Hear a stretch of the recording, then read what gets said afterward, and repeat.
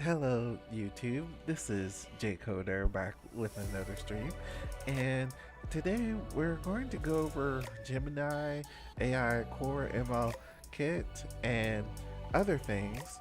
And I have a video I found on the Android developer site that goes over these technologies that's just coming out for this year, and also I'm going to go over more about selfie segmentation, which is a pretty cool technology that you can use on Android to get rid of the background of behind a person, which is pretty nice because before you needed like a actual editor, a movie editor software to be able to do that, or Photoshop or things like that. But anyway, without any further ado, let's go ahead and get started with what I wanted to show you guys.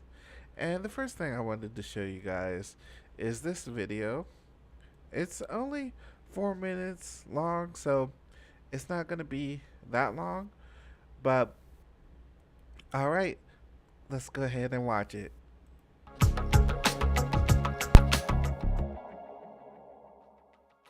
Welcome to the last Now in Android of the year, your ongoing guide to what's new and notable in the world of Android development.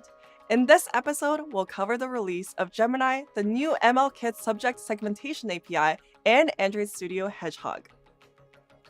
On December 6th, we announced Gemini, our most capable AI model yet. It's been optimized for 3 different sizes: Ultra, Pro, and Nano. Gemini Nano is our most efficient model built for on-device tasks, running directly on mobile silicon, which provides open support for offline, privacy-sensitive inference. We announced that you will soon be able to use the Google AI Edge SDK to leverage Gemini Nano through Android AICore. It is currently rolling out to Pixel 8 Pro, with more devices and silicon partners to be announced in the coming months. AICore is currently being used to summarize content in the Recorder app, even when the phone's network connection is offline. If you're interested in building apps using Gemini Nano and Google AI Edge SDK, please sign up for our early access program. The new ML Kit subject segmentation API is now in beta and lets you easily separate subjects from the background in a picture. The API takes an input image and generates an output mask or bitmap for the foreground. It also provides a mask and bitmap of each one of the subjects detected. It enables cool use cases such as background swap or add unique effects to people, pets, or objects with just a few lines of code.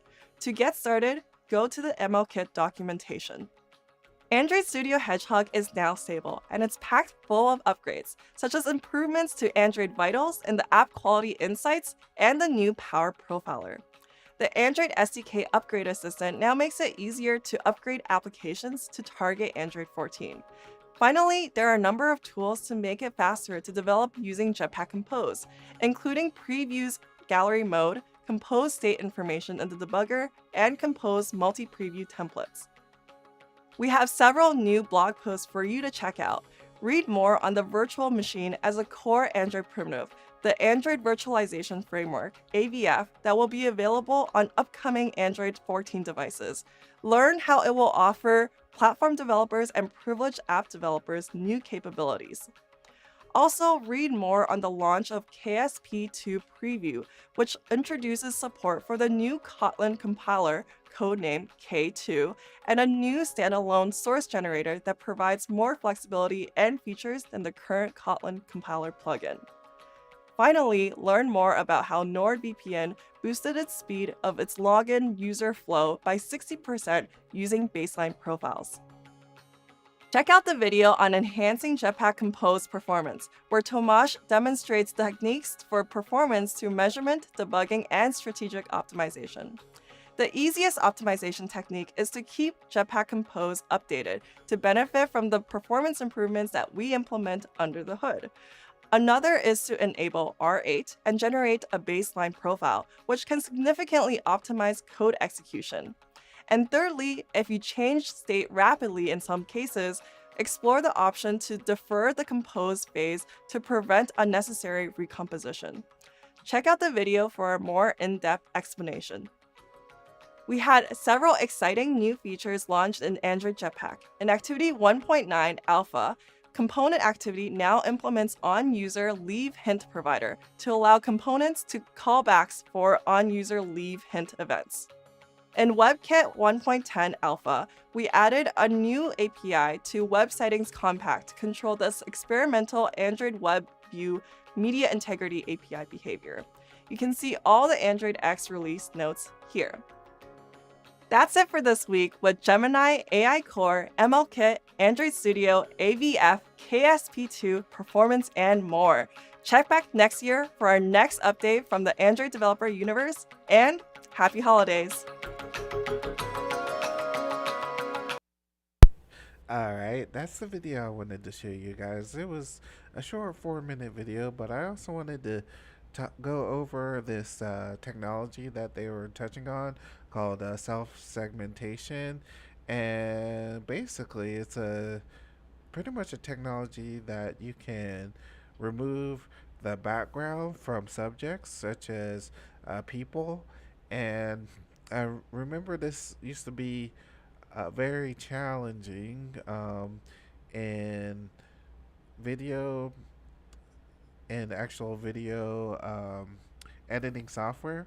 But actually, you know what? This is talking about images, but it's still pretty cool where you can quickly remove the background and not have to go to Photoshop. Let's read about it here. MLKit's selfie segmentation API allows developers to easily separate the background from users within a scene and focus on what matters. Adding cool effects to selfies or inserting your users into interesting background environments have never been easier. The self-segmentation API takes an image and produces an output mask. By default, the mask will be the same size as the input image. Each pixel of the mask is assigned a float number that has a range from 0 to 1. The closer the number is to the 1, the higher the confidence that the pixel represents a person, and vice versa. The API works with static images and live video use cases. During live video, the API will leverage output from previous frames to return smoother segmentation results. Alright, so it looks like it uses AI to identify where a person is in the image. Key capabilities: cross-platform support. Enjoy the same experience on both Android and iOS.